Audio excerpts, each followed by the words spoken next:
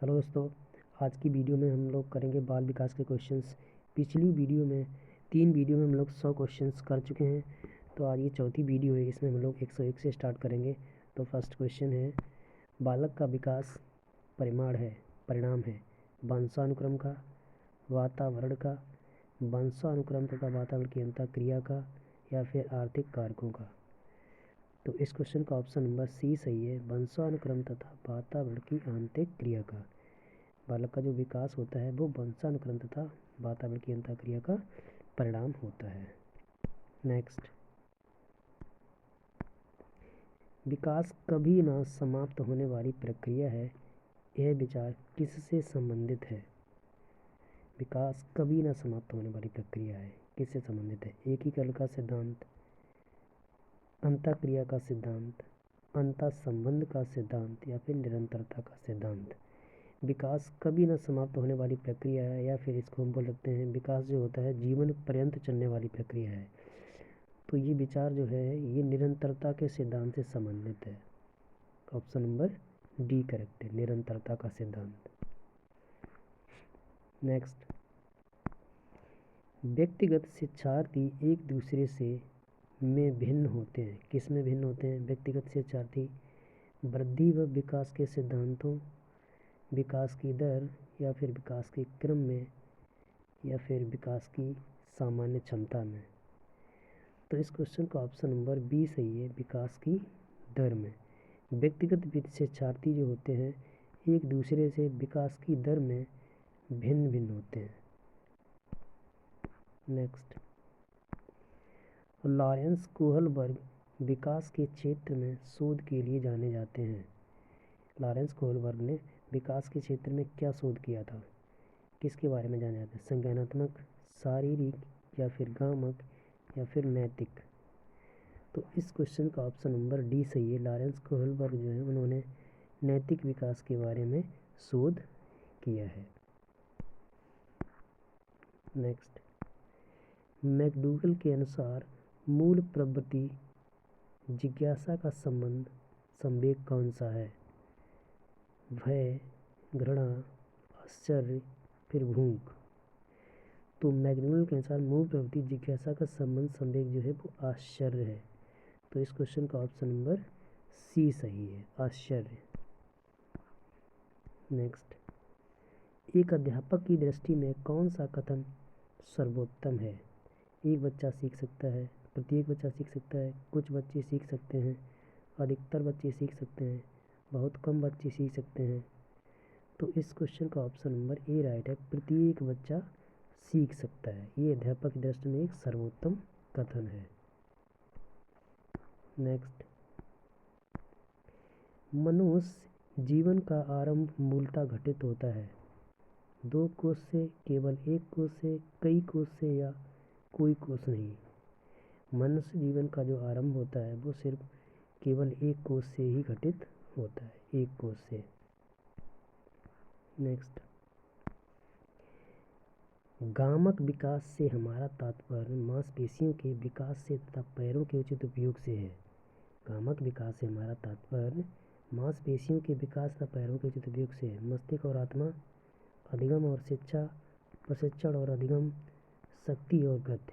तो इस क्वेश्चन का ऑप्शन नंबर डी सही है, शक्ति और गति के उपयोग से। नेक्स्ट, कितनी अवस्था तक बालक की दृष्टि एवं श्रवण इंद्रियां पूर्ण विकसित हो चुकी होती हैं? 3 या 4 वर्ष में, 6 या 7 वर्ष में, 8 या 9 वर्ष, या फिर इनमें से कोई नहीं।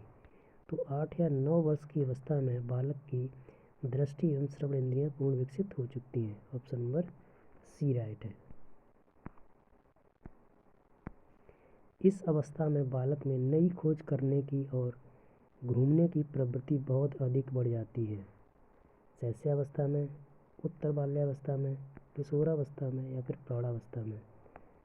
तो उत्तर बाल्यावस्था में बालकों में नई खोज करने की और घूमने की प्रवृत्ति बढ़ जाती है। ऑप्शन नंबर बी राइट है। तर्क, जिज्ञासा तथा निरीक्षण शक्ति का विकास होता है कितनी आयु में होता है? 7 वर्ष में, 11 वर्ष में, 9 वर्ष में या फिर 6 वर्ष में। तो इस क्वेश्चन का ऑप्शन नंबर बी राइट है। 11 वर्ष की अवस्था में तर्क, जिज्ञासा तथा निरीक्षण शक्ति का विकास हो जाता है। ब्रिजेज के अनुसार उत्तेजना किसका भाग है? सामाजिक विकास का, शारीरिक विकास का, संवेगात्मक विकास का या फिर मानसिक विकास का? तो ब्रिजेज के अनुसार उत्तेजना जो है संवेगात्मक विकास का भाग है। ऑप्शन नंबर सी राइट है। नेक्स्ट, बुद्धि परीक्षण के निर्माण के जन्मदाता कौन है? Levator, Francis Galton, William stern या फिर अल्फ्रेड बिने? तो बुद्धि परीक्षण के निर्माता या जन्मदाता जो है वो है अल्फ्रेड बिने। ऑप्शन नंबर डी राइट है। नेक्स्ट, प्रतिबिंब, अवधारणा, प्रतीक और संकेत, भाषा, शारीरिक क्रिया और मानसिक क्रिया किस अंतर्निहित हैं? अनुकूलन के, प्रेरक पेशीय विकास, समस्या समाधान या फिर विचारात्मक प्रक्रिया? तो इस क्वेश्चन का ऑप्शन नंबर डी सही है, विचारात्मक प्रक्रिया है ये एक।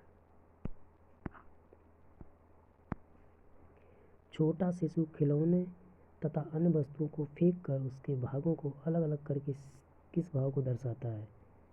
पर निर्भरता, स्वप्रेम की भावना, जिज्ञासा का प्रवृत्ति या फिर दोहराने की प्रवृत्ति? तो इस क्वेश्चन का ऑप्शन नंबर सी राइट है, जिज्ञासा की प्रवृत्ति को दर्शाता है। शरीर के आकार में वृद्धि होती है क्योंकि शारीरिक और गत्यात्मक विकास, संवेगात्मक विकास, संज्ञानात्मक विकास या फिर नैतिक विकास? शारीरिक और गत्यात्मक विकास की वजह से शरीर के आकार में वृद्धि होती है। निम्नलिखित में से कौन समस्या समाधान की वैज्ञानिक पद्धति का पहला चरण है? समस्या समाधान की वैज्ञानिक पद्धति का पहला चरण है प्राकल्पना परीक्षण करना, समस्या के प्रति जागरूकता, प्रासंगिक जानकारी को एकत्र करना या प्राकल्पना का निर्माण करना? तो इस क्वेश्चन का ऑप्शन नंबर बी सही है, समस्या के प्रति जागरूकता। समस्या समाधान की वैज्ञानिक पद्धति का पहला चरण है समस्या के प्रति जागरूकता। बुद्धि का संबंध किससे है? आकार व भाव से, केवल आकार से, केवल भार से या फिर इनमें से कोई नहीं? तो बुद्धि का संबंध आकार व भार से है। ऑप्शन नंबर ए राइट है। किशोरावस्था की अवधि क्या है? 12 से 19 वर्ष, 10 से 14 वर्ष, 15 से 20 वर्ष या फिर 20 से 25 वर्ष? तो किशोरावस्था की जो उम्र होती है वो होती है 12 से 19 वर्ष, कहीं कहीं 12 से 18 भी लिखी होती है। तो यहाँ पे हम लोग काउंट करेंगे 12 से 19 वर्ष। ऑप्शन ए राइट है। अब इस वीडियो का लास्ट क्वेश्चन, निम्नलिखित में से वंश निम्नलिखित किससे संबंधित है? प्रयासों का नियम है, वंश संबंधी नियम, प्रयासों का नियम, सीखने का नियम, समानता का नियम या फिर स्वास्थ्य का नियम? तो वंश संबंधी नियम जो है वो एक समानता का नियम होता है। वंश संबंधी नियम जो है समानता का नियम है। ऑप्शन नंबर सी राइट है। ये थे बाल विकास के 20 इम्पोर्टेंट क्वेश्चंस। मिलते हैं दोस्तों आगे ऐसे ही अच्छे क्वेश्चन के साथ। तब तक के लिए धन्यवाद।